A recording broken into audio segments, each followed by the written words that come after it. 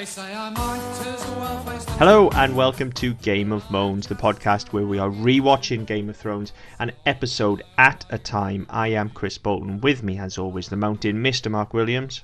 Hello. And this episode, we're looking at Season 2, Episode 7, A Man Without Honour. Yeah, no, I don't know if it's just me, but this season seems like it's actually picking up at that pace-wise a bit, because I didn't realise we were on episode 7 already. Yeah, this season has kind of flown compared to Season 1. I think, to be fair, by this point in Season 1, we'd had the best episode. We knew that we'd had the best episode. Yeah. And it was just kind of a slow, drawn-out death rattle to the end.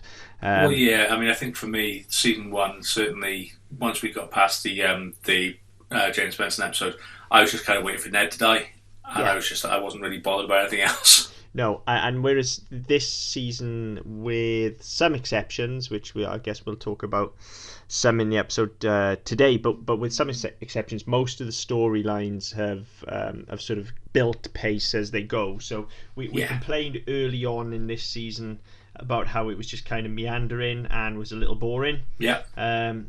But that kind of, it seems like most of that stuff was all front loaded, and it's just picking up pace as it goes, and escalating or crescendo into a finish, which is what you would expect.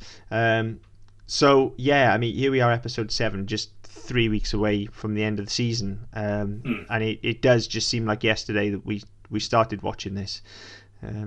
Very, very quick compared to last time. I mean, by this point in season 1, both of us were feeling it, weren't we? Oh yeah, I mean, we had the peak episode, which was episode 6, and then the episode 7 was an absolute dog to get through by comparison, and then they kept on sort of sliding downwards, and I think that I've not got to that point yet, so I'm a lot more relaxed about this season than I was about the first. Yeah, which I kind of expected that I would be. When we started this show, and I've mentioned this before, but when we started this show, I was initially quite excited to go back to season 1, because I remember liking all the kind of murder mystery and political intrigue of it. Yeah. And then in rewatching it and realising that was all horseshit, I got quite disappointed. But the main, as I said last week, the main storyline in this show that has always interested me has been that of Jon, and specifically the best part of that storyline is in this season, where we get the Jon and Ygritte sort of romance and the arc there. And so now that we're kind of just starting that, I guess I'm at the point where maybe in season 1 my interest was starting to wane because there was no stories that grabbed my attention, but now, just as that interest would be about to wane, we've got this storyline which I've been very much excited about, so it's just instantly picked me back up, and it's enough to carry me through some of the stuff which is getting really tedious. Cough. Excuse me, I've got that cough again this week. Yeah. And I think, to be fair, I mean, when you had in season 1, they kind of front loaded everything, and then they kind of let everything play out at the same time. Whereas in this one, they've held back, they've introduced things at different times. So we've, as some storylines are petering out or some are losing a bit of momentum, others are picking up. Mm-hmm. So that's actually been quite positive. And I know we've ragged on the showrunners the last couple of weeks. This is something that I'm assuming was deliberate, because I'll give them the benefit of the doubt, but it probably wasn't. But it just seems that things, as things are dying down, they've gone, oh, right, okay, well, we introduce this bit now, try and pique people's interest again, building up to the end of the season, and then moving into next season. So the stuff north of the wall with Jon and Ygritte, the stuff with Karth is fucking tedious, as you said. But again, that's only been introduced 3 weeks ago. Whereas the stuff with Sansa and the Lannisters back at King's Landing, that's been bubbling over since midway through season 1. So they've got some stuff, some threads ticking through, but then they keep on introducing new stuff, which I think is going to help us move forward a little bit. I think that's partly the difference between this and season 1, is that they're not just rehashing the same stories they've been bashing out for the last 6 weeks. Yeah, true. And as we've said since sort of episode 1 of this season, the writing is far more confident this year as well, noticeably so, even from the Wonder Brothers themselves.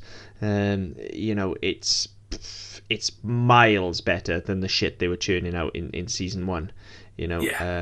It's still the worst stuff, but it's miles better than what was in season 1. And on that point, I guess let's dive into this week's episode.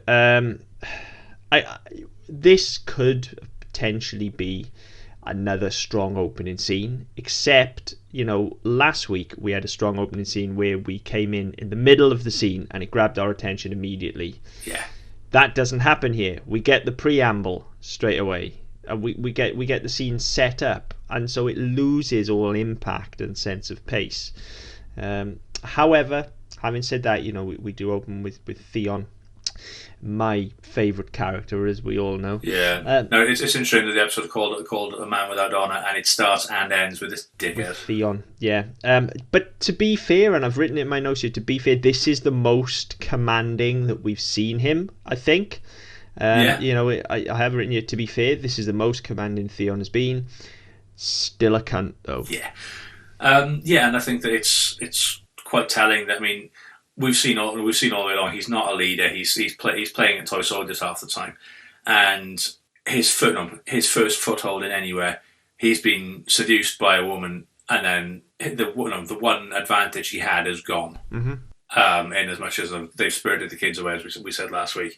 So he wakes up, finds out she's not there, and then so he goes out and berates somebody for the fact that a crippled boy got past him, and then beats the fuck out of this bloke who doesn't fight back. Yeah. And again, it's venting his own shortcomings. It's venting his own frustrations about the fact that this was his masterstroke. This was his bit of genius, and already it's going by the wayside because he can't control it. Yeah. It's not a bad scene. It tells us what we need to know about Theon's character. Yeah. It re-establishes he's a cunt. It's just poorly handled, as I say, because it doesn't necessarily chuck us in at the deep end. And shortly after we get through the bit about the accusations, about being bested by a cripple and stuff like that, the scene drags on far too long afterward. Yeah. And the dialogue is absolutely awful. It's fucking horrendous. And again, I think that, we talked about it last week. I said they brought us bang in the middle of the action. They could have done that right here as well. Bring us right in. So the first thing we see is them out on horseback with the hounds, searching. Yes, because do away with all the shit before, all the preamble. You still get the exchange between Theon and Lewin. Uh-huh. But you don't have all the crap at Winterfell whereby it's finger pointing and blaming and all the rest of that shit. No, and don't get me wrong, that stuff at Winterfell, that's, I think, the best part of the scene. But again, we need to come in immediately on the finger pointing and blaming. We don't have any setup before that. And then, once we're out on horseback, the dialogue is absolutely abysmal. Like, we're back to, we're back to really dull, turgid, unintelligent exposition. We are, but it's not surprising because it's written by Wonder Twins' power of douchebag who don't understand what they're doing, and sometimes they manage to get away with it when they put dialogue like this in the hands of Peter Dinklage or Lena Headey. Then it works. They can somehow manage to pull it out of the bag with their performance, but Alfie Allen does nothing to elevate the dialogue here. No.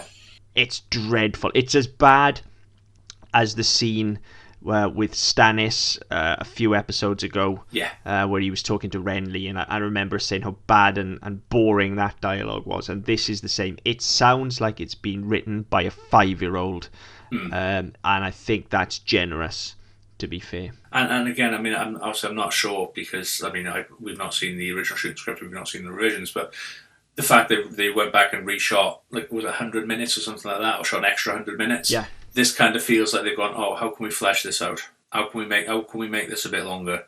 Because we're 10 minutes shy on the episode. I know, but just chuck in some really bullshit exposition. Yeah, and it's terrible. It's boring as hell. The delivery makes it sound like Amdram. Yeah. It's terrible. But, we get through the scene, and the episode immediately picks up, because we're straight into my favourite couple. We're over with Jon and Ygritte, and Jon is spooning Ygritte, which makes me lol. I've written it in my notes. Jon spooning Ygritte, lol. And then, as if that wasn't funny enough, her immediate reaction of, "Did you pull a knife on me in the night?" Yeah. Just had me absolutely rocking. But even before that, before she utters that line, it's the physical side of it where he's still he's sort of waking up. He's sort of coming to. He's waking up. whether she's awake and just lying there with her eyes closed, or whether she's asleep, I'm not sure. But again, he just reaches over and grabs himself a handful of tit.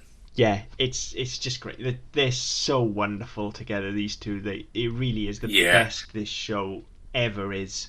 When these two are together. And I mean, it carries on throughout this episode as well. I mean, the exchanges between them are absolutely spot on. Yeah, I mean that is my very next note. Once this scene gets going, just it's a really nice back and forth between them, where she started to challenge his beliefs. Yeah, and it starts as quite a comical conversation, and then it does get quite heavy quite fast.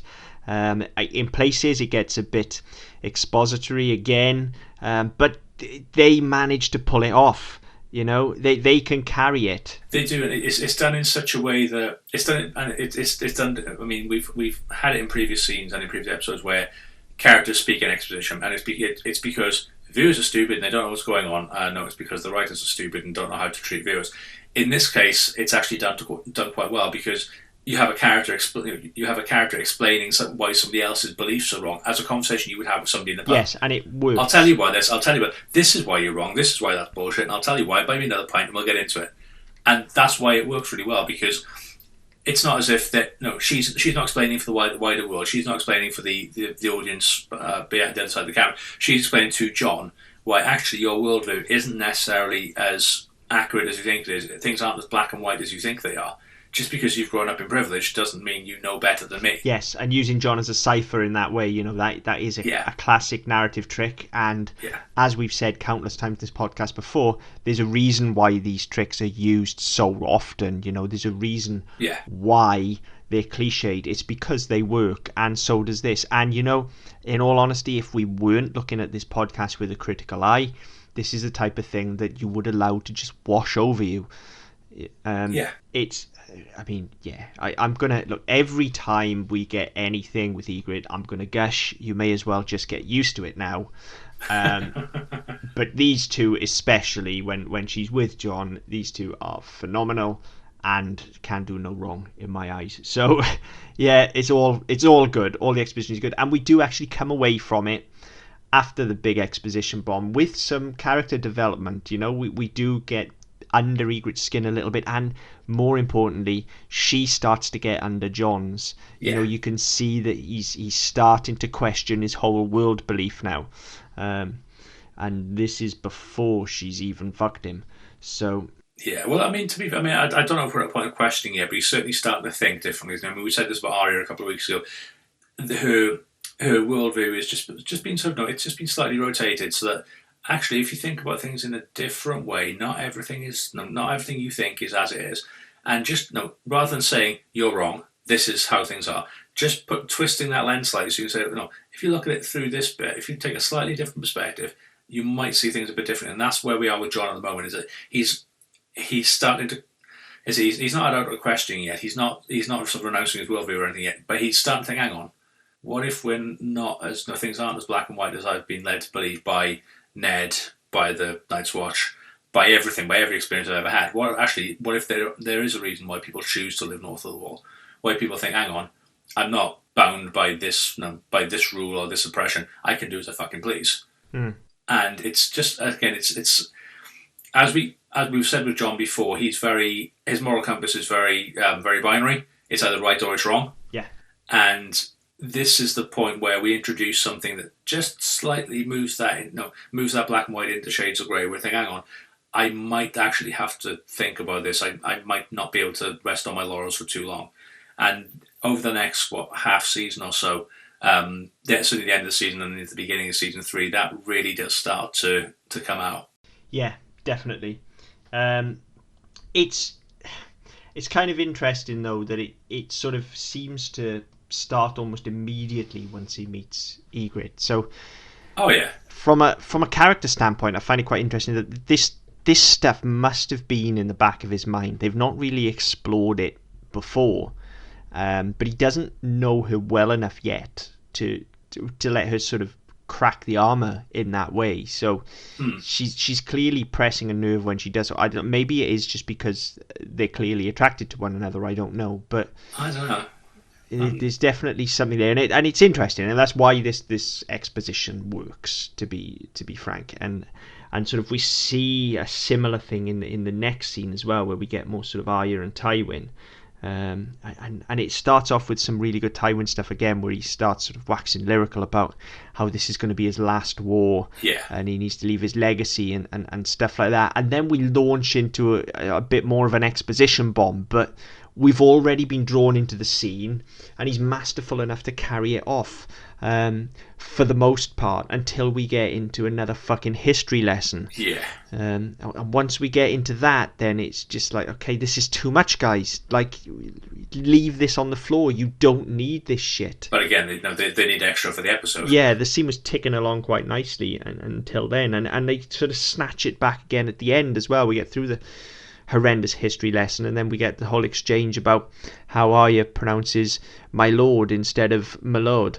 Yeah, and I really like that bit actually, where they're having that back and forth, and she just gets a little bit too comfortable, and he snaps her back to reality very quickly, saying, "I like you, but just remember who the fuck you are." Yeah, and or remember who the fuck I am. It's measured perfectly as well. The delivery is spot on. Yeah. The threat is just veiled enough. Oh yeah. And it comes across sort of in a disapproving parent kind of way, which is exactly it does. I mean, right. the whole exchange. It's sort of not quite paternal. I'd say a bit more sort of grandparent relationship. Yeah. And I'm not just talking about the age, but sort of the way he is with her as well. But whereby he's reproachful, but at the same time he's sort of encouraging her. Yes. And yeah, I think again the two of them are brilliant in the scene. I mean, I don't think that either of them put a foot wrong in this season. But yeah, it's just the way that they are together again. It's believable because I mean, most people. I mean, I know I want to sort of say everybody because obviously circumstances dictate whatever. But most people will have that relationship with a grandparent. I mean, may not have all four. You may have a combination, but there will be a grandparent or an uncle or somebody like that who's not your parent. They're not there to bollock you. They're not there to kick you. But they'll just give you a clip to remind you when you're getting out of line, when you just stepping that little bit over the line, and that's what this scene is. Yeah, and as I say, for the most part, it's good.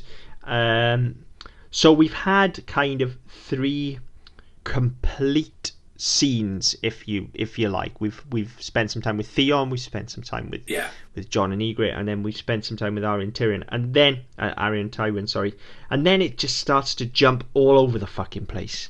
We get this. Yeah, I was going to say it sort of unravels. It really does. It goes downhill fucking quickly. It starts to nosedive, and thankfully we pull it back a little bit. But Christ, these next couple of scenes, like we get a very, very short scene with Sansa. Yeah. Sansa and I believe this is the one with Sansa and the Hound that we get here. Yeah, which entirely fucking pointless. Totally pointless. It does nothing. It's very, very short and adds nothing. And then we're over to Karth, and fucking, I'm so bored already of fucking Daenerys and Karth. Like, it's ridiculous. But this is just all over the fucking place at the moment now. Yeah. So. Because, I mean, the next one, I think, is where she's in... is this the one where she's in her chamber and she's looking at the empty cages and Jorah comes back? I believe it is. Now, I'd forgotten he'd fucked off, I've got to be honest. So did I. It wasn't until he showed up I was like, oh yeah, Jorah went away and now he's come back. Yeah. Well, because I saw he came in, so a bit out of breath, but he's a little bit of swagger about him, and I was like, and I expected her to say, "Where were you when my people were getting slaughtered?" And then I remembered, and then she said, "Oh, you came back for me." I was like, "Oh yeah, she sent him away, didn't she?" I remember now. Because, I mean, this entire storyline at the moment bores them. Yeah, me too. I switch off whenever they get it. But yeah, of course she sent him away, because if he was around, the dragons wouldn't have been stolen. So it was narratively essential for him to not be there. But for, okay, so he's older than Daenerys, but Jorah is by no means an old man. But fuck me, he made hard work of going up and down those stairs. Jesus Christ. Well, there's a lot of stairs in that fucking place. But, like, by the time he gets to the top of them, Jesus, he needs oxygen. It's supposed to be Batman, for Christ's sake. I know. Jesus. I think he's more Alec Guinness over at this stage. Yeah, he does not make hard work of it. So, yeah, we get... I mean, it's fine. It's Jorah and Daenerys. It's probably the best Karth has been for a little while, actually, because, Yeah, but, I mean, again, we've... The scenes between the two of them in the first season, I think there was a development of a relationship. this season it's sort of gone backwards, whereby they're trying to undo, because for some reason everybody and their fucking grandmother can tell he's in love with her. Yeah. And is not that nobody is shy in telling both of them that he's in love with her. But he doesn't deny it, she doesn't deny it. They just kind of dance around it a little bit. But then when they're interacting with each other, and it's just the two of them, they'll have a really good, really interesting scene, like the last one we had a couple of weeks ago, whereby he told her to turn to the marriage proposal and he would get her a ship and all the rest of it. That was a really nice scene. It was really well done. Then this one, it's like, oh Jesus Christ, you hit him with a sledgehammer, why don't you? It's just a really heavy-handed, really dull scene. It is, and I actually think, I enjoyed their relationship last season, and I enjoyed their relationship at the start of this season. I enjoy it very much again in that, yes, even though he clearly loves her, there's a sort of paternal element to their relationship, just like there is with Arya and Tywin, only, less far removed. Maybe this is a sort of father-daughter or big brother, little sister even relationship, and I enjoy that, but then they seem intent on destroying it over the course of these next sort of 2 seasons. They slowly erode away at it, and Daenerys seems to become just more and more spiteful towards him. And to a point whereby there's a big reveal, I think it's the end of next season, or maybe the beginning of the season after, and they part ways, and I didn't give a fuck. No, neither did I. They completely destroyed the relationship, and it is a shame because early on it is a relationship that I very much enjoyed, and Jorah, as I've said on many occasions, is a character that I like and that I find interesting. And to be fair, when they do part ways, I enjoy Jorah's storyline a hell of a lot more than I do Daenerys's for the most part. But Jorah's not the main character, or one of the main characters, is he? So it's understandable, I guess. We get this scene, and it's fine and it's serviceable. And then we're back to Jon and Ygritte again, which I'm glad. I'm always glad to cut back to these guys, but for Christ's sake, focus. We're all over the fucking shop. But this scene is really good.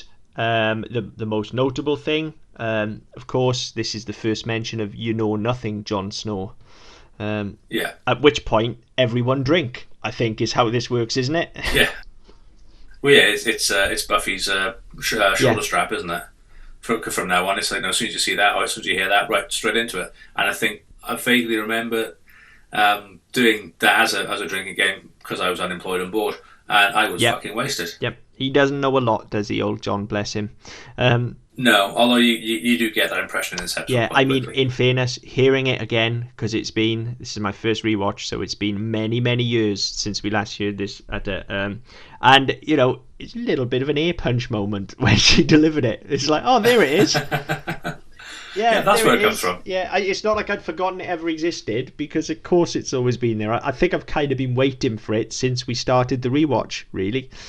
And yeah, I mean, certainly since she first appeared last week, I thought it was going to be more instant. But yeah, and again, credit to her here. Obviously, the line is iconic, but it's her delivery that's iconic. Like, again, the kind of, she does a much better fist of the accent than he does, but again, it's that kind of just slightly mangled Scotch Northern accent that just is neither one nor the other, and it's a very, very specific delivery, and it's. It is great. It is great, and there's a reason it caught on so quickly. Definitely. So I mean, that's all good. We get. I think we're into Rob next, then, because we're all over the place. Yeah. And the scene here with Rob is pretty much just a sort of a spin on peasant problems, just with a slight romantic bent to it as well, to give us some character development. Yeah, not only that, it's a rehash of a scene we've already had. Well, yes, we've covered all of this ground a few weeks ago, haven't we? Yeah, so is it Alwyn or Altwyn or something like that? The Lannister guy? Something like that, I can't fucking remember now. Alton. So yeah, he comes back, and we saw him a couple of weeks ago where he was a couple of episodes now, might have been end of last season. Take my terms to Cersei, this is what I want. And this is him coming back and saying, yeah, she told you to fuck off. And then we get more rehashing of, we have too many prisoners, Your Grace, we need to kill somebody, Your Grace, we're treating their wounded, Your Grace, all this sort of stuff. We've done this to fucking death already.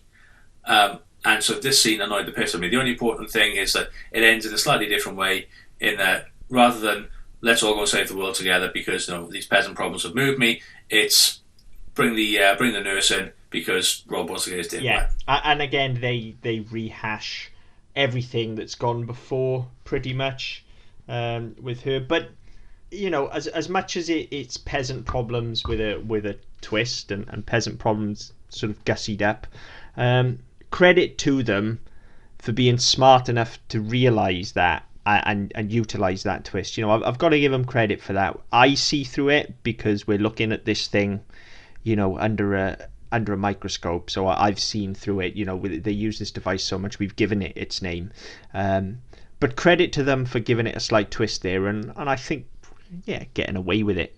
To be fair, I think most viewers wouldn't notice that. So, we spend a lot of time ragging on these guys, and God knows they deserve it. But then equally, they're deserving of praise when it comes. And, I think this is quite a smart little narrative device here to take something they've already established with us, to take an established hook and just go, okay, this is the information we need to give you here, and this is how we're going to do it. And maybe we'll blindside you a little bit.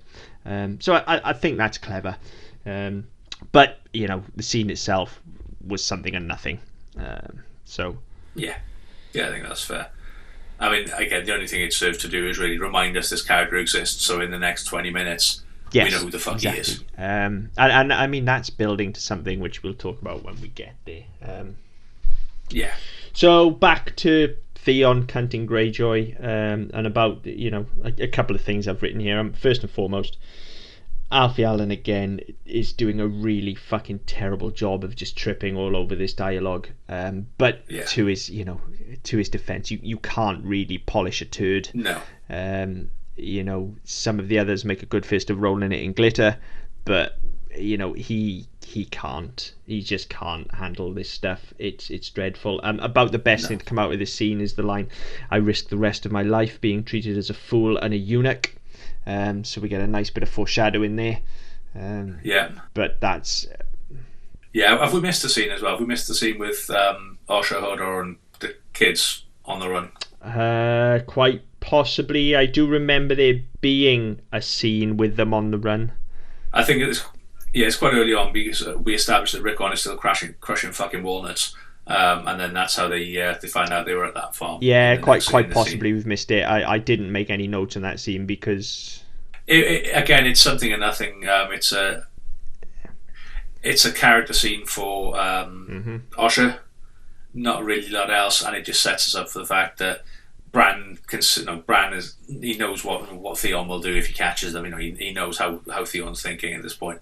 So it just kind of sets up what happens later in the episodes. It's not that important, but it's the giveaway is there. So we need that scene, but it doesn't. From here on out, anytime we see this little merry band, I switch off. This is the absolute worst storyline, in my opinion. Anyway. And will be right up until its conclusion.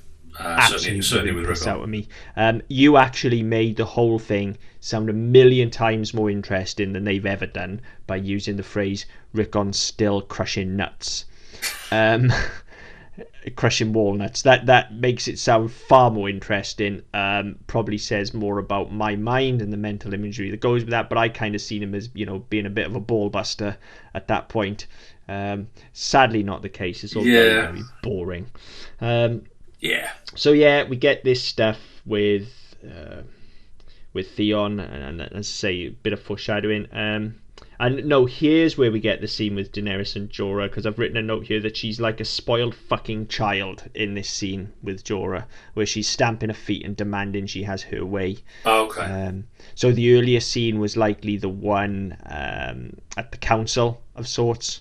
No, that comes later, because there's a big twist in that one. Okay, well, there was a Karth scene earlier on then. It was clearly so interesting. Yeah, I can't remember what that was. That we all wrote notes on it.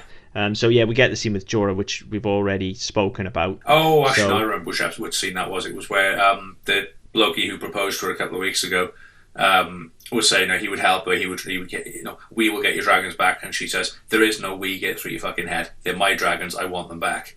And again, it's a little hissy fit for her. Yeah, and so yeah, she has a hissy fit with Jorah and just treats him like shit, as we've already spoken about. And then, thank God, I mean, look, again, we've jumped all over the place there. We've gone to 3 separate places in as many minutes probably, but thank God we end up back with Jon and Ygritte. And again, I think every time there's a scene with these two, something just leaves her mouth that has me absolutely creased. Yes. And here it's her whole playing out. I've written the line down as well. Oh, I do swear it, Lord Master Crow, sir. She's just wonderful. She's so wonderful. And again, it's interesting because, I mean, obviously, you look at them and they're a similar age. Yeah. But she is so much more worldly. She understands how shit works. He's been living in this fucking bubble. And he's been accused of it before, when again it comes to the whole knowing nothing, that even though he's a bastard, he's still grown up in privilege. He's still grown up in a lord's house or a lord's castle. He's been educated. He's been taught to fight. He's been brought up properly, but he has no experience of the real world. And whereas she has been dragged up in caves and by campfires and shit like that, but she understands people far better than he ever will. As evidenced by how easily she pushes his buttons. And like I say, again, here, the whole thing of playing up to him and just playing the dumb woman. Oh, I do swear it, Lord Master Crow, sir. I'm but a lowly peasant, sort of thing. And then, of course, completely flips the scene on its head and bests him, which is great. I love that she teaches him a lesson here. Yeah. The only problem I have is, where the fuck did the wildlings come from?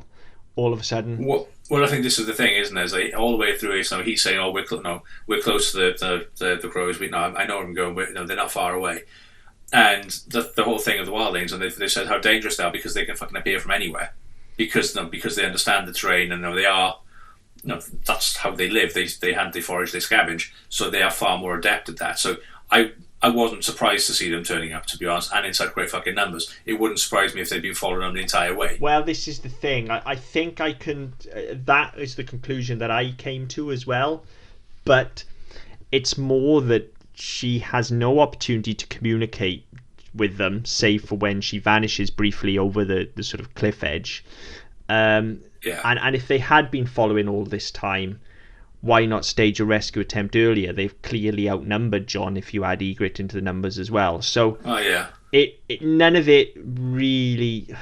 I will suspend disbelief because I like this storyline so much, but it's a pretty big fucking leap for me. This doesn't work. No, I mean, that was my reading of it. But again, if you look at this show in general, stunt riding. I've said it. It was my phrase of season 1. It's stunt riding. Is right. What's the biggest thing we can do with this to move this particular part of the arc along? What's the biggest thing we can do? Doesn't matter how we get there. Let's just fucking do it. So all of a sudden, as you said, no, there are fucking 20 of the bastards from nowhere. All it took to get out of this was for a slight glance off camera from Ygritte to meet one of their eyes that we as the audience can see when she starts playing up the whole, oh, I swear it, Lord Master Crow, sir, and she's sort of pulling on the rope and he's pulling her back in just before she escapes. It just takes one off-camera glance just to set that up, just to say, actually, she's playing for something here, because she is being very stagey in her delivery and everything. She's playing for something. So let us know. Yeah. That's drama, not suddenly stunt writing. Yeah. So it's a very easy fix, and again, it just kind of shows the inexperience of the team, really. But, like I said, these two can do no wrong. Especially Rose Leslie can do no wrong in my book, so fine, I'll take it. It's certainly, it is certainly not the worst thing that happens in this episode even, so. No, that's it. I mean, in the 16 episodes prior to this one that we've seen, it's not the worst, and it's certainly not the worst that'll come in the next fucking 50 odd. And ultimately it serves a purpose. Like, there is a purpose to them being there. It is her teaching Jon a lesson, so it's not stunt writing for the sake of stunt writing. Yeah, that's right. I'll kind of let it go. We get some good stuff then with Shay and Sansa. With obviously Sansa's had her first period. Yeah. And Shay leaps to her defense. Yeah. Doesn't even think, doesn't question anything. She just knows she needs to help Sansa because that's their relationship at this point. Never mind the Queen, never mind anything else. She's there for Sansa. Yeah. And she helps her immediately. She's fucking great. she asks without question. Yeah. She's just, okay, we need to hide this. I get you. I understand what's going on. Yeah. Leave it with me. Yeah. Let's just do it. And I mean, yeah, it was great. And so she comes in and immediately works out what's going on. The other handmaid comes in and is off to tell the queen, and Shay's straight there with a fucking knife to her throat. Yeah. You will say nothing. All that's missing was the word bitch. But then the bit I didn't get, or the bit that made no fucking sense to me whatsoever. She gets back to the room and the Hound's in there. Yeah. Why the fuck Why is he is in he there? and where did he come from? It's not like he's stealthy, is it? No, and like he's got no reason to be there. And I know we had the scene between the two of them earlier where he was a complete cunt to her. And yes, okay, it's just moving on from that scene. But she's in bed, she's asleep. Why the fuck is he lurking around? What possible reason can he have to be lurking around? And moreover, why does he dob her in? Yeah. What purpose does that serve him? He hates the fucking Lannisters. Why would he dob her in? Yeah, exactly. So it just makes no fucking sense at all. Characters, acting out of character, as it were. I don't know why that surprises us anymore in this show. No, I was going to say, I think it's just a case of they needed to get from point A to point C, and they went, oh yeah, we'll use him as point B. We'll just use that. That'll be fine. Nobody will notice. But then it leads us through into the scene between Sansa and Cersei, which is up until this point the best writing of this episode so far. I think they're both wonderful in this scene. Yeah. There's just some really nice stuff. Lots of subtext, lots of talking in riddles, and then the occasional really on the nose line, which is handled well, just with grace and panache by both of them. I mean, my favourite exchange, shouldn't I love Joffrey? And then the look on Cersei's face as she just says, well, you can try.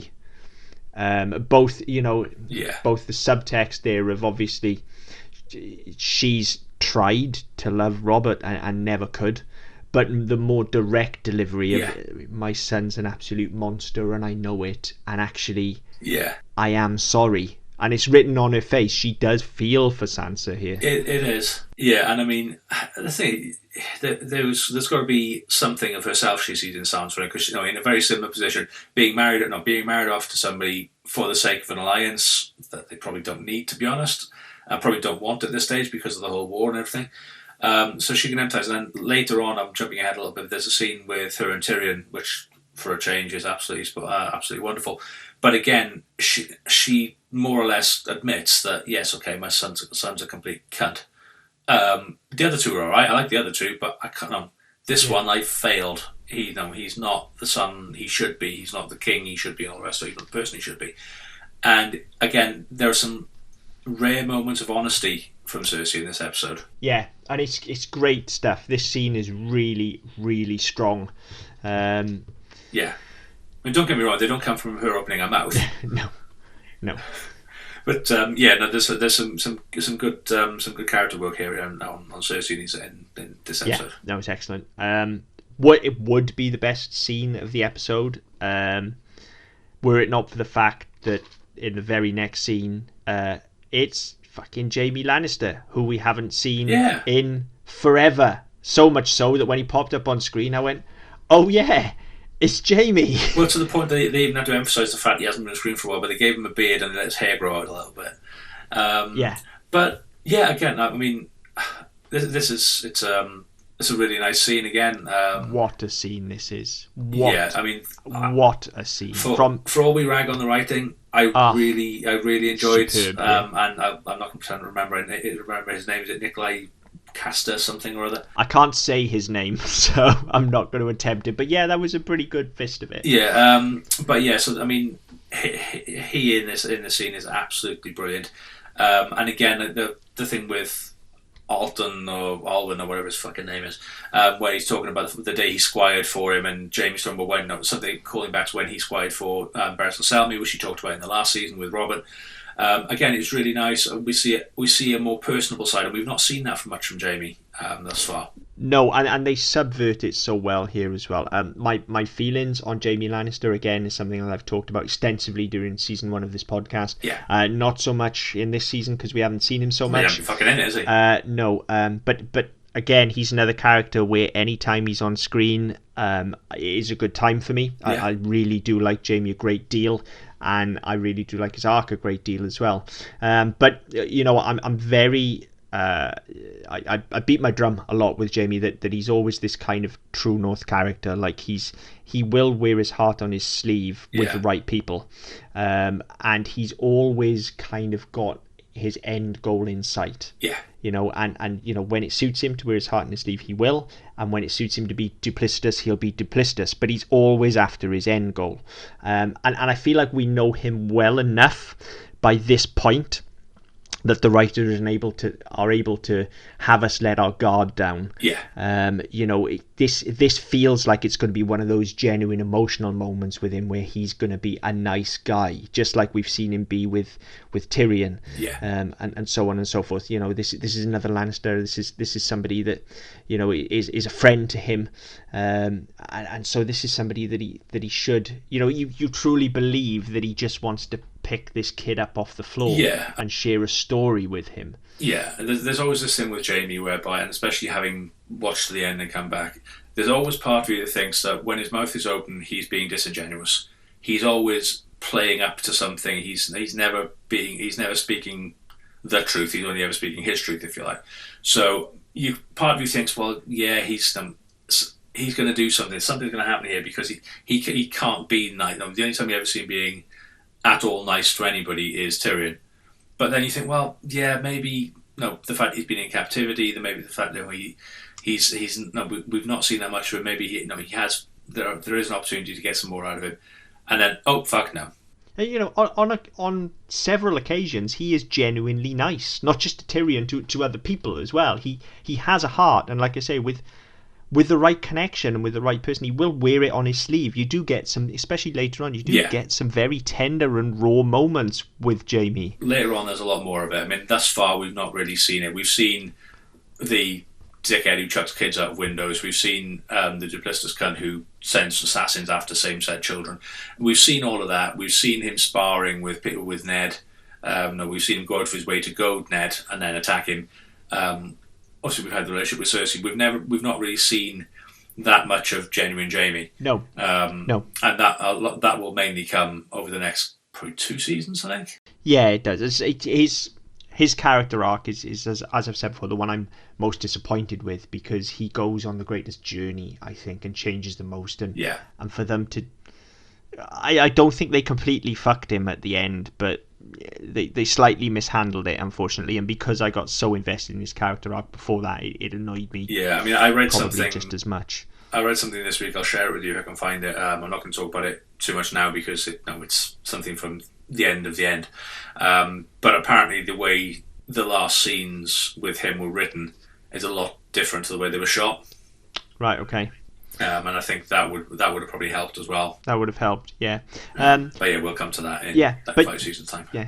But yeah, as I say, always got his eye on the prize. Always, always true north. It's just about whether you can see through that bullshit or not. Yeah. But he's always out for Jamie and Cersei. Always. Yes. That is his straight line. And all he can think of here is getting out to get back to Cersei. But they sort of pull us in very, very gently. There is some really heavy exposition again, but it's again in the hands of the right person. It's handled really deftly. Yeah. He does really well here, except for, I mean, there is a line that not even he can save, where he uses the line to describe, I believe it's Barristan Selby he's talking about, where he says he was a painter who only used red. Yeah. That is fuck me, horrendous. I get the impression maybe that's from the book, and if it is, that's still a horrendous line. But it is. Surely nobody sat down in this day and age and made that up and thought it was a good idea. Well, this is the problem, and this is like what we've had before in this scene has been, again, it's been quite touching, it's been quite heartfelt, it's been quite nice. But then this is them trying to be overly expressive, slightly poetic, as we've had in previous episodes, and hasn't really worked. And it's just falls flat on its face. But that is the only point of this scene, I think, that I don't like. This scene, other than that, is well written, it's well directed. Everybody in the scene, all both of them, actually. I say everybody, there's only 2 of them, but there's 3 on there. There's the jailer as well. Oh, there's jailer as well. Yeah, they all put in a sterling performance. The scene is directed very well. The tension ratchets, and we get the sort of, we get the little tip of the hat before it happens, because we already have knowledge of how duplicitous Jamie can be, and as I say, we've been suckered in, and we think we've got the nice, friendly, genuine Jamie here, and we think they, especially with him being in captivity and they can't go anywhere, I think they're reminiscing, and he's just bigging this kid up and giving him, this kid's meeting his hero, and so we think he's doing something genuinely nice, and as soon as he says there is something you can do and pulls him in, as an audience member, we've been given all of the right story beats. They've done it exceptionally well. We have all the right story beats to just go, oh, fuck. Yeah. And just be that split second in front of the action. And again, that's drama. That's how it works. And it shows that when everybody's firing on all cylinders, this show really is exceptional. And like I said, you have to give credit where it's due. There's a reason why we kept watching, and it's things like this. This scene is fucking superb. It's not far off perfect, aside from that little bit of clumsy writing in the middle and exposition. But other than that, wonderful. And I mean, they do that from time to time as well. I mean, we had it a couple of episodes ago. This is the first episode we had Brienne and Marjorie in, whereby Catelyn turns up and she says to Renly, now these are the soldiers of summer, and winter is coming. You do get these odd lines which, in the right hands and with the right delivery, can be very good and very powerful. And sometimes they fall flat on their arse. And I think that they've had more misses than hits with those, I think. Oh yeah, this one's just leaves a big resounding thunk as it's delivered. But in such a dialogue-heavy scene, it's difficult to just shave an entire line.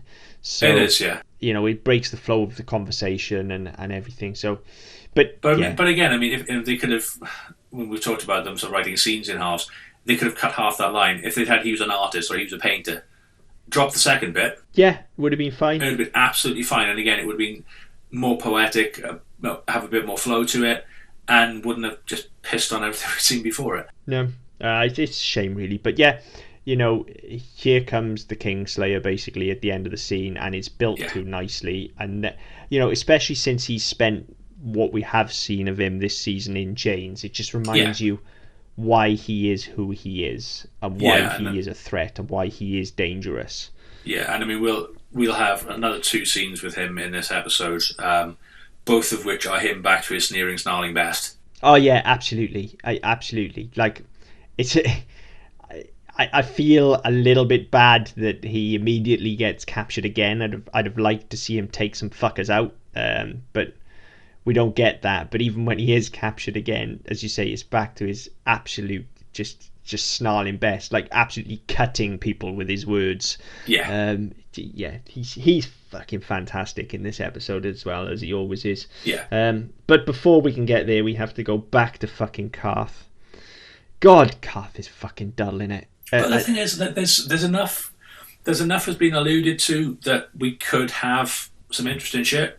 I like the Warlock guy. He's creepy as shit. Yeah, the House of the Undying is really interesting. That's a really nice concept. This Shadow Woman who we had a couple of weeks ago, with the veil and all that sort of shit, doing the tattoo on the back of the guy for where he goes to Old Volantis, because that'll come back with Jorah later on as well, so nice bit of foreshadowing there. That's really good. But they just club you over the head with, those are my dragons, I want my dragons back, give me back my dragons. Wah, wah, wah, wah, wah. And I just could give a fuck.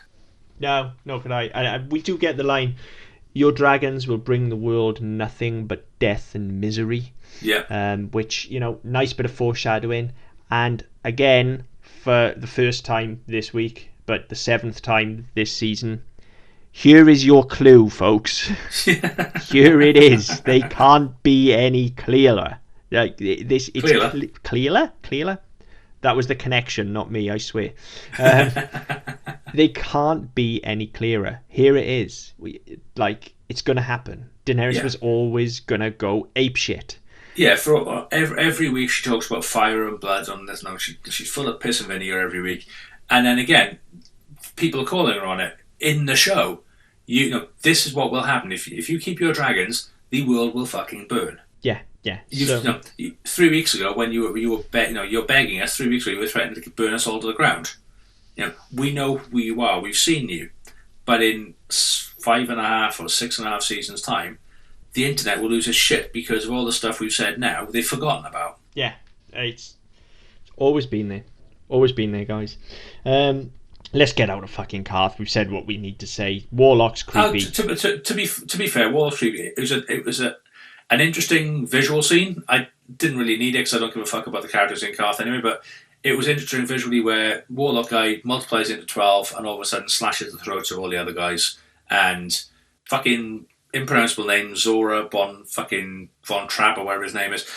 He's made a big power play and he is now the king of Carth. Whoop-de fucking do, Basil. Yeah, this is just like season 1 for dummies. Is what this is basically. Here's a whole mini war for a mini throne that no one fucking cares about, and there's dragons involved in it. Don't care. But dragons the size of cats who nobody gives a fuck about. Yeah, don't care. Fucking hell, my dragon is bigger than them at the moment. Fucking don't care. That's an actual dragon, by the way, folks. Oh yeah, he's not talking in code. Yeah, I'm not talking about my penis. Although that's probably bigger than them at this point as well. Fuck, they must be small. Sorry, couldn't resist. I'll set them up. You knock them down. But yeah, so let's leave Carth because fuck, I'm bored. Yeah. So we get Kat commanding the Karstarks here, and it's great. Really great. But again, the dialogue is abysmal. It is, and you get it right from the start. So Kat's there writing a fucking letter or whatever she's doing in her tent.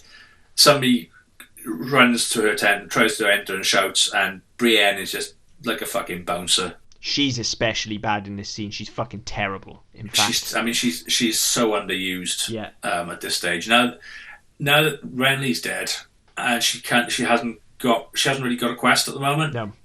She needs something to aim for, and we'll get that in the next couple of episodes, whereby she'll actually have something to do.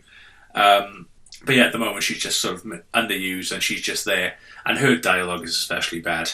It's terrible. It's really bad. All of the dialogue in this scene is. And the problem with it is, right? You get the guy tries to barge in, and she sort of blocks him.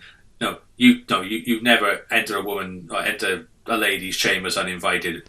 You almost said you never enter a woman uninvited then, didn't you? I genuinely thought that's where you were going.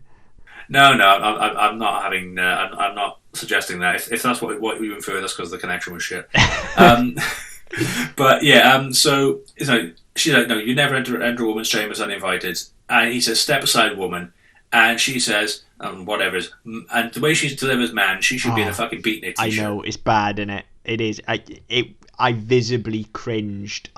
That was awful. That line made me curl up into a little ball when she delivered it. Yeah, that was horrible. Yeah. So then we came outside. They've captured the Kingslayer, and again at that point I'd forgotten he'd escaped because we saw him kill the guy, and obviously we assumed he was going to escape.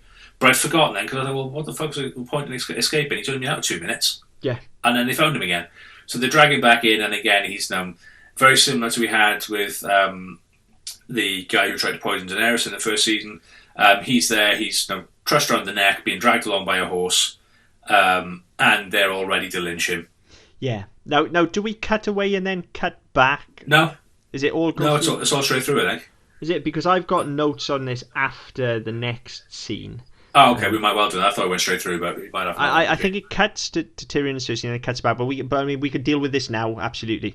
So it's sort of bring it back, and there's an exchange between him and Kat, then, isn't it? And which again, you get Kat talking down Tom Karstark, who again he's out for blood because every fucker's out for blood in this show, and again doesn't like being spoken down to and commanded by a woman because it's Game of Thrones. And yes, it's interesting. And then he gets sent packing with his tail between his legs, and again Jamie is just straight on to stick the boot in. Oh, the line is wonderful. I can't remember what the line was, but I have. She tells him he doesn't have any honor, or does he have any honor for a knight, or he's the least honorable, or something like that. And his response is that I have more honor than poor old dead Ned. Oh, that's later on. That's later on. So it does cut back. That's when he's back in the stock. Right, so you get okay. the scene. Once Karstark is sent off, and Jamie's on the floor. I can't remember what the line is, but there's an exchange between the two of them, and it ends up with her saying, take him back, will you tie him up with all the chains you've got and gag him? Yes. Because, again, he said something typically Jamie. I can't remember what it is off the top of my head. But, yeah, again, the exchange between the two of them is great. Yeah. The rest of the scene and the dialogue, not so much. No. I mean, anytime he's opening his mouth, he's great because he's clearly actually having a good time with them here. Like, he knows he can escape. He knows if they're going to put him back in chains, he'll just escape again. He's been a cocky little shit about it. He is, and he knows they're not going to kill him because they need him alive. No. If they kill him, then they've got no bargaining. There's no hope of a truce. There's no hope of any sort of treaty with the Lance. There's no hope of any sort of peace. He dies, they all die. Yeah, and he's just using it to his advantage, as you say. The line, I've more honour than poor old dead Ned, just cuts like a knife. And his delivery, he delivers it with such joy and such relish. He really is wonderful. I've actually written in the notes, like, he would hands down win this episode if it didn't have Ygritte. I mean, I just love it too much. I really do. And even though the Jon and Ygritte stuff has been slightly sort of lighter than this, it just, every gag lands from her every single time. She's just wonderful to watch, and in any other episode Jamie would walk away with this, but she's just too good. She's just too good, so she gets the moments of the episode for me. But yeah, so we jumped over this scene in the middle, between Tyrion and Cersei, and again it's just another absolutely wonderful scene between them, which every time they're on screen together they're great. But it is. But I love the fact that we get to see them actually be tender with each other here and actually be brother and sister. I was going to say that, I mean, I talked earlier on about seeing some honesty from Cersei in this episode. This is, this scene and the scene with Sansa, they're very much for all the politicking, all the anger, all the ruthlessness you see from her. Every now and again, you get these gems, and in this one, as I said, they're talking about the fact that her children are rotten. Yeah. And Tyrion says, "Well, no, 2 out of 3 are all right. It's just one's a dickhead." Yeah. And she says, "I can't control him, and I can't this, that, and the other." But it's an extension of the scene before with Sansa, where she says, "No, you have to. You will always love your children, no matter what. Now, you won't necessarily love your king, you won't necessarily love your husband or your family, or your brothers, but you will love your children." And again, this is the first indication where she could objectively be said to have failed her children. One is a complete fucking nightmare, and the other one has just been shipped off to, I don't know, Middle East or somewhere to be married off. So yeah, her failings as a parent, from her perspective, are quite apparent here. And again, she makes it very raw. Makes it's like she hasn't got the energy to spar with Tyrion, and he recognises that and so doesn't try to goad her. No. And in previous episodes, they're always trying to one up each other. In this one, they don't.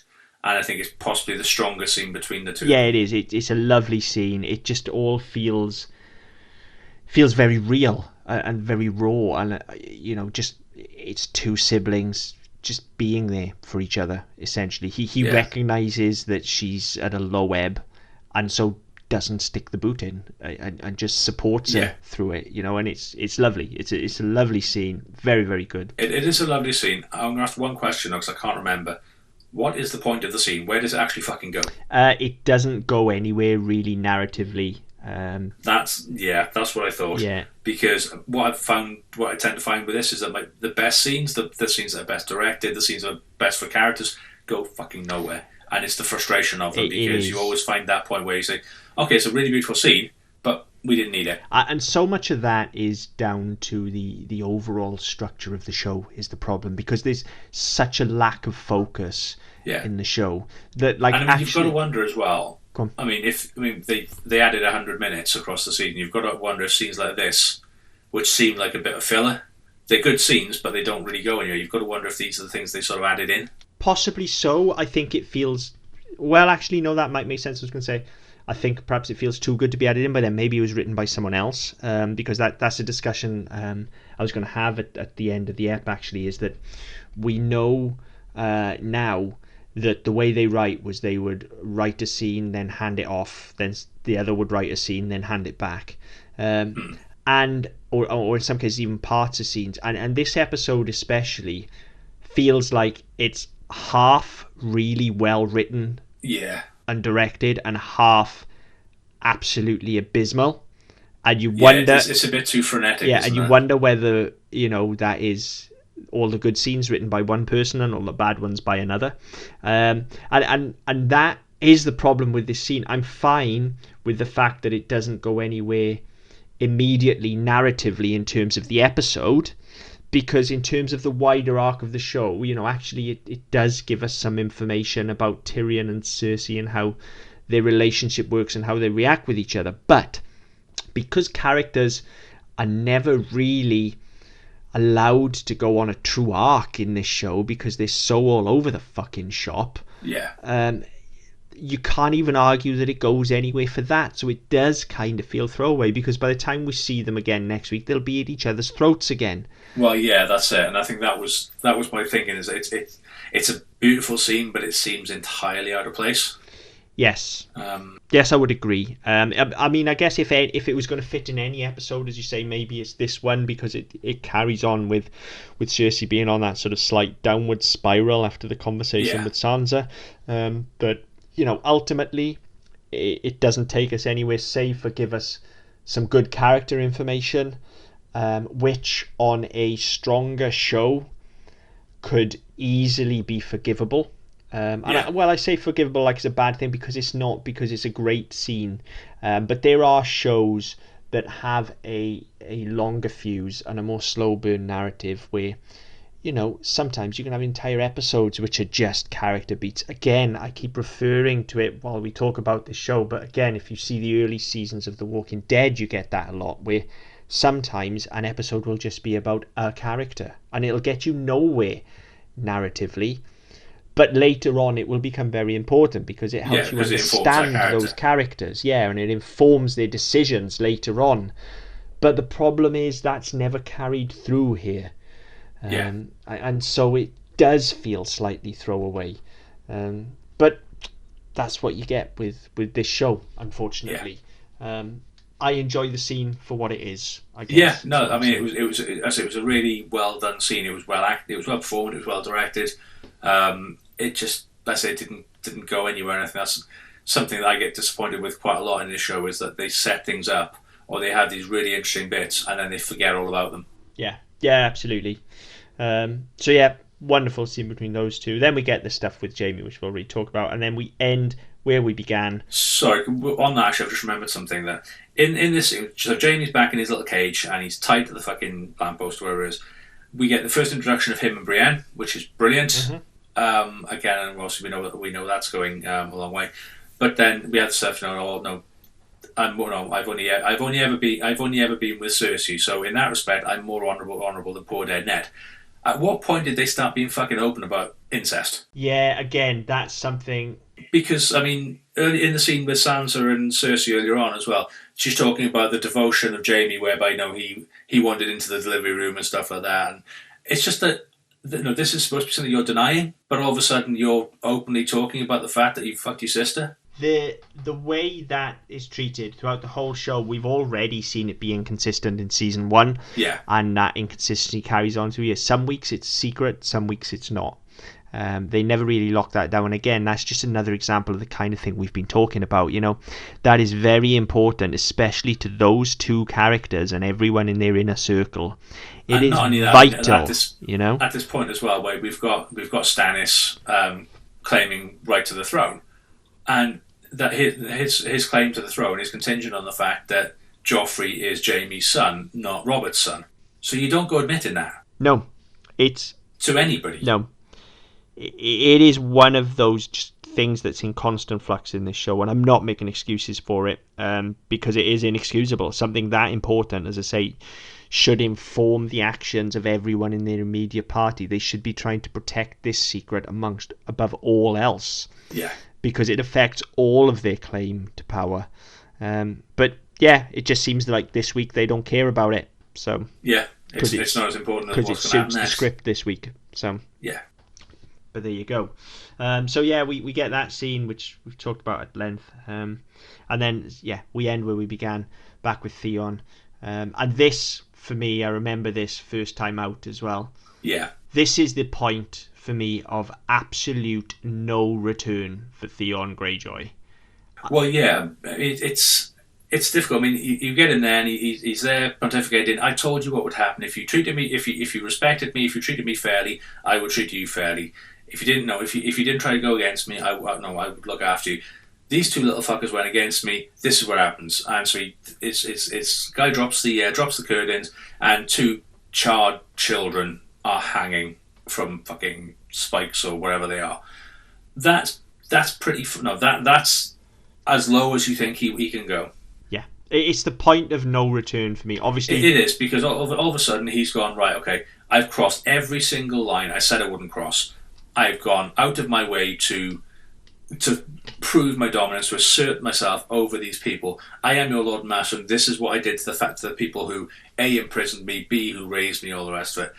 But the look on his face. Now I've got the wiki page open in front of me, and he sort of turns away from the people and he's looking at the bodies, and on the wiki page it says that he's visibly struggling to hide his guilt. Now, to me, he's struggling to hide the fact that he's done something fucking nefarious that we haven't heard yet. Yeah. Something's not right. He's not gloating. He's not crowing. Something doesn't fit. Yeah. Yeah. And yeah, it's just one of those scenes. Obviously, it's done for a big effect, and it's just not executed very well. No pun intended. Yeah. I mean, I think for me, the scene had, first time out anyway, it had the effect it was supposed to have, because it was the point where I absolutely already hated Theon, but this was the point of like, you absolute reprehensible cunt. Like, I can't with him at this point. Do you know what I mean? I just can't. Yeah, I mean, looking at characters who will come, who are already there, like Joffrey, and characters who will come later, like Ramsay. This is his moment where do you think that's the route he's going to go down? He's at this point, he's burnt every bridge. He's shown his true colours. He is an evil fucker. Yeah. And that's it. And he's going to get his at some point, because in this type of show they always do. Yeah. And yes, I mean, I'll agree with you actually on that perspective. First time round, yes, it does what it's supposed to do. On a rewatch, okay, you know what's coming later on, but when looking at it through a critical eye rather than just looking at it as Joe viewer, it just doesn't sit right. And I think that the way it's all down to, I think, Alfie Allen. I don't know whether it's supposed to be this way or it's not, but if he's supposed to be portraying guilt, it doesn't come across. If he's supposed to be portraying the fact that shit's gone down and that's out of his control, which we talked about earlier on, then yes, I think it's okay. So I mean, I don't really know where I sit on this one. No, I very firmly just come down, and to me, it's always going to be the point where I absolutely decided I despised Theon Greyjoy on the first viewing. Because to be fair, on my first viewing, whilst he had ups and downs for me, I remember on the first viewing, like there were points, and I've called them out here as well. There's points where, whilst I may not agree with his actions as a character, like he was quite commanding at the start of this episode, and you can sort of maybe see the theory behind some of it, in that he wants to become a lord and master and prove himself and earn his stripes. So I was kind of a bit up and down with him, and it was at this point where I was like, no, absolutely not, I fucking hate you for sure.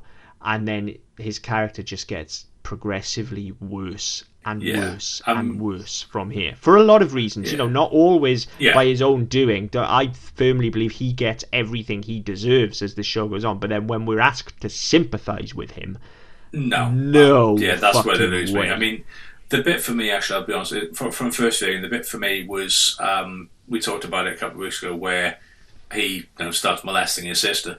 And then she kind of joins in. That was the bit for me which kind of went, you know what, I have no interest in this fucking character whatsoever. I just want to fast forward this bit. Yeah.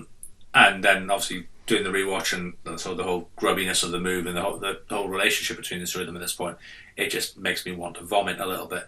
And that was the point for me where I was like, yeah, you know what, this guy's just a fucking dick. Because before that, obviously, we had the scene with the captain's daughter as well, which had it been in 3D would have knocked your fucking eyes out. And yeah, it's just a completely irredeemable character from round about the middle of season 1, to be honest. And he just gets worse in this season. Yeah, he does. He really does. And he'll get worse until the end of the show. Yeah, and yeah, I mean, I've said this before. I mean, people go on about he goes from runner by the end of season 5. He goes on this redemption arc. Again, I don't see There's it. no redemption for Theon. No, absolutely not. He goes too far of his own volition. It's not. I mean, it's not as if he makes a mistake and then he has to atone for it. He chooses to make. He chooses his path time and time again, and it's through his own fucking cockiness that he gets caught out. It's his own arrogance that is his undoing every time. And so when we're asked to then start sympathising with him, I don't have it because he's brought it all on himself. Yes, I agree. And not that in narratives that people don't deserve the chance to prove themselves or to redeem themselves, but nothing he does comes close to redeeming what he's done. No, nowhere near it. Nowhere near it. Fucking hate him. Fuck off and die, Theon Greyjoy. And so there's episode 7. For me, this episode is substantially weaker than last week's, noticeably so. But it's also an episode of two halves, as I touched on earlier. There are moments which are exceptional, and there are moments which are absolutely terrible, and there are very few moments that are just okay. I'd say the balance is more or less 50-50, weirdly. You know, the good stuff is about 50% of the episode. You know, all the stuff with Jon and Ygritte is great. The stuff with Jaime is great. The stuff with Cersei is great. Pretty much everything else really fucking blows. I think for me, anything that's character driven, works really well. Anything that's supposed to be shifting narrative or any sort of minor action sequence, with the exception of Jon chasing Ygritte through the snow, falls on its face. And I think those are the differences in the episodes. The bits that are good are very good because they're not trying to be too clever. They've got people being honest, or almost honest, and they work really well. And then where you've got what should be set pieces, even if they are minor, they don't tend to work. The shock value isn't there. No. And I think for me that's the most disappointing part, because I think that as episodes go, I mean, last week was relatively happy with. This week I've been more disappointed than not. I think it's not really gone the way I wanted it to or the way I expected it to. And I think a lot of that's due to the fact that douche monkeys have written it as opposed to Vanessa Taylor, who did a really good job last week. Yeah, and I think it was because last week's was so good, and we were kind of hoping that momentum would continue, and it just doesn't. But you know, that's not to say I can't say I didn't enjoy this episode. There was stuff that I liked, and for the most part, we spend a lot of time with characters that I really like. So I'm okay. What I'm saying is this episode is probably ever so slightly better than average on the scale for me, and it's certainly, I think, one of the better ones that these two cockwombles have handled out of the ones we've watched. You know. Yeah, well, I mean, this is episode 7 of the season. It's the 4th they've written, so they're over 50% at this point. And also they write next week's episode 8, which is called The Prince of Winterfell. The Prince of Winterfell.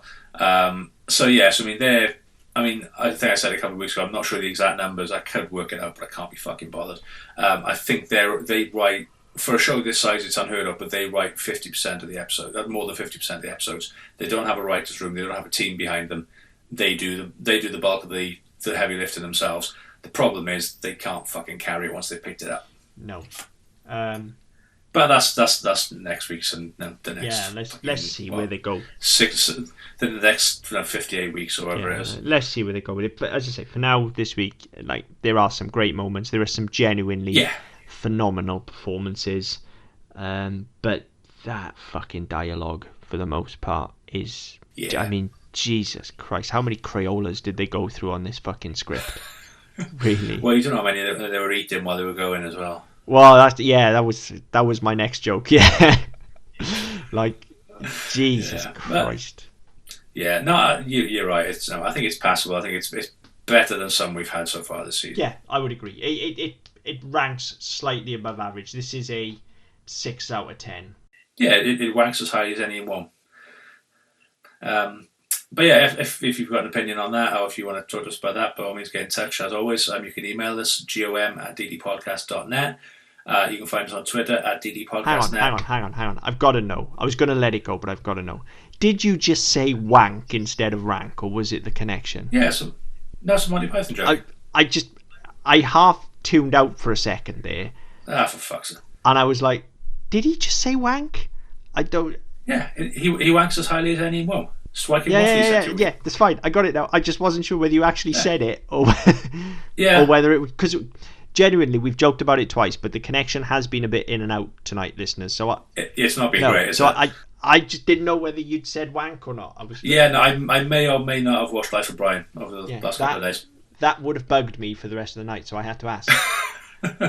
It wouldn't have. You'd have just gone back to the recording and gone, did he? Yeah, he probably did. Fucking listen to these things after we've done them. Seriously, that's you. Well, you mean you're not one of the three? No. I listen to it when I edit it, and even then I listen to chunks. Yeah, let's be fair. You just move between pauses and cut them out, same as me. Yes, I do. Editing is a rough term for what I do with this podcast. Much like writing on the show. Yeah, Game much like writing. Well done. And that's how Mark sticks the landing. See, this is how you write. Yeah. So if you do have an opinion on that, as I say, get in touch. I've given the email address already, and I can't remember it now, so I'm not going to give it again. On Twitter at ddpodcastnet, on Facebook with the Double Up Podcast Network. But until next time. Game over.